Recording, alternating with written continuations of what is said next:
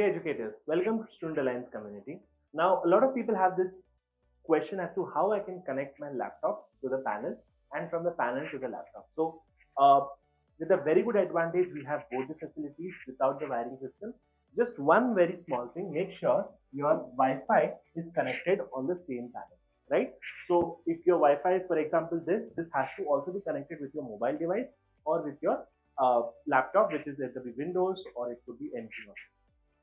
So simply put, click on your cast option. Here you have a code, right? So open the Bitelo application that will be on your laptop. The link of that is in the description below on the video. Just click the code.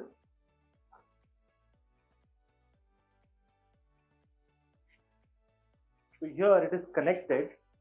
Now once I click on share screen, mirror, I need to accept this. As soon as the acceptance is done, your panel is open. So from here, you can connect your and control your laptop. For example, in case if you want to open Chrome or if you want to open some types of files, just have to click it here and everything will be open. So the advantage being that not just connecting, but controlling your laptop through the panel is a possibility. Thank you so much.